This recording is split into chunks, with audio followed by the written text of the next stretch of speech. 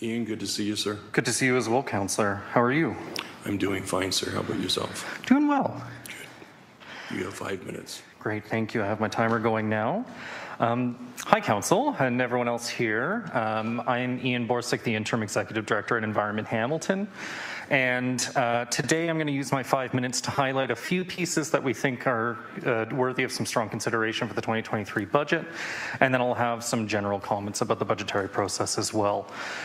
So to begin with, as many of you know from individual conversations I've had with you already, we are heavily encouraging you to approve the 2 additional FTEs for the Climate Change Initiative's office.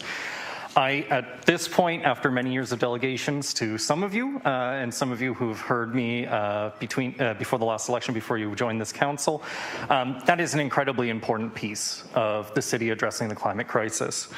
In the city of Hamilton, prior to the pandemic, we had a few city staffers working on climate change issues.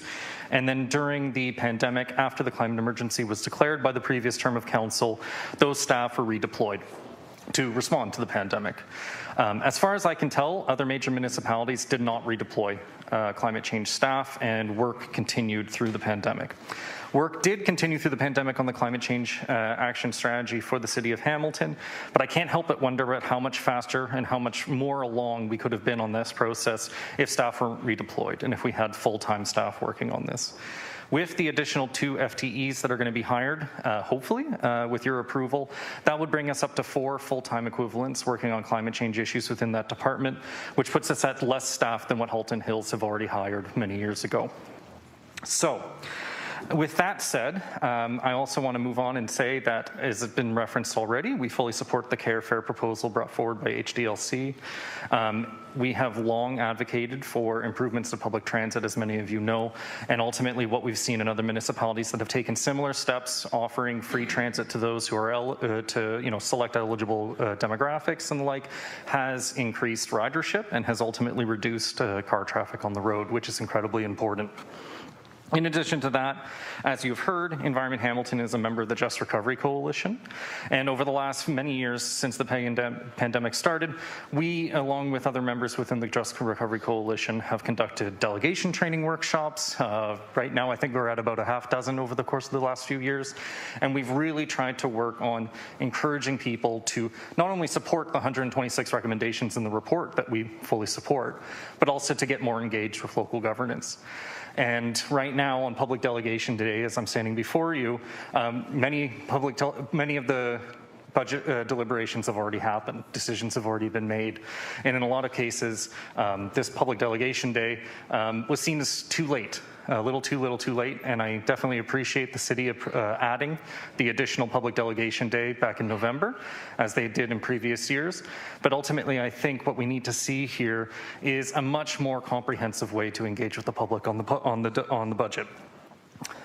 We at Environment Hamilton have advocated in the past for potentially doing Public Delegation Days for each individual department or committee.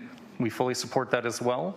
There's a lot of issues within the city that you're hearing about today, and quite frankly, it's a bit of a whirlwind. If we just think about the delegations up to this point, and I'm only 7th out of, 45 today?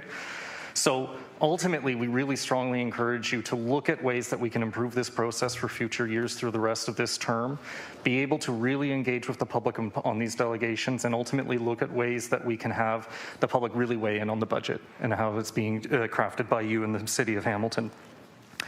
I'll leave it there. I'm happy to answer any questions, but I really appreciate you taking the time, and I also really appreciate you taking the time for all the other delegations today as well. Thank you, Ian, for your comments today. If you could hang in there, we have a councillor who would like to ask you a couple of questions. Councillor Kretsch, please. Thank you. Thanks, Ian.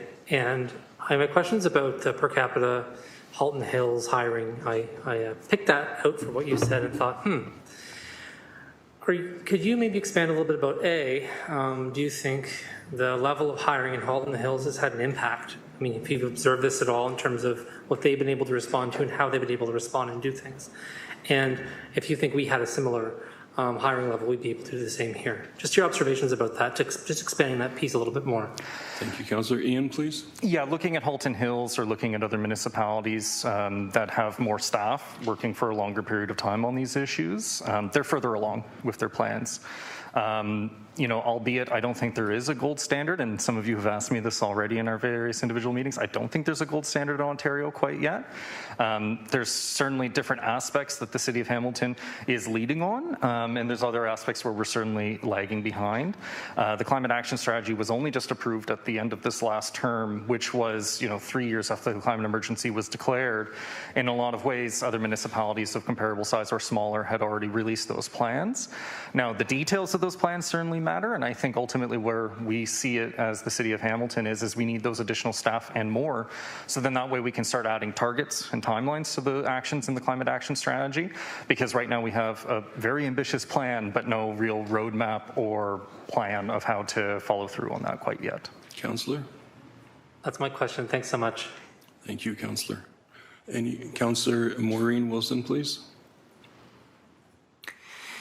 Thank you, Chair, and thank you to Delegate Borsuk. If it's in order, I have a hypothetical question on a scenario for the delegate, because he was giving his advice on how delegations could unfold in a budget process in the future. That would be in order. Thank you. So, Ian, what do you say to those who, again, not my opinion, just putting it out there, what do you say to those who might opine that the 47 delegates and those who seek to engage in municipal government are not a reflection of the Hamilton experience or opinion, and how would we design the public consultation in a way to ensure or to test whether that was the case? Does that make sense through the chair? Thank you. Ian? Yeah, I think, I mean, I would agree that it's not representative of the wider population. You know, 47 people out of how many, 500,000. This meeting started at 3 p.m. on a Monday.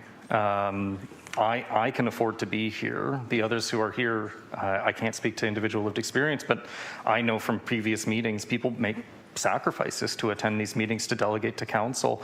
And I think it's certainly one thing, and I understand the basic functioning of a municipality. You have to have meetings during the day. That's where work is done. But when we come down to the budget delegation day, this meeting was shifted to 3 p.m. GIC typically starts at 9:30. So I think we ultimately are recognizing that the way we do things is inaccessible. But I can't help but wonder if there was more specifically focused delegation days for each individual committee that could perhaps happen after typical work hours for at least most people. That would perhaps see a higher level of engagement. I think there's also levels of engagement that, city councillors such as yourself could engage with residents at the local level and really encourage people to engage in that way.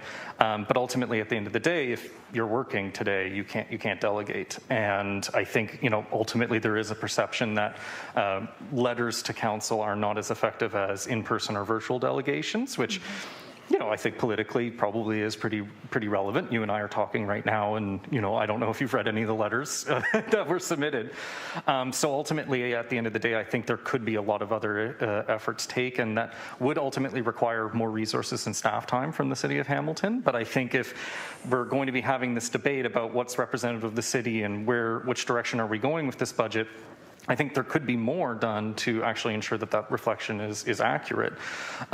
In my experience, though, with the Just Recovery Coalition, we have thousands of Hamiltonians across the city that are either members of Environment Hamilton or members of ACORN or members of other organizations.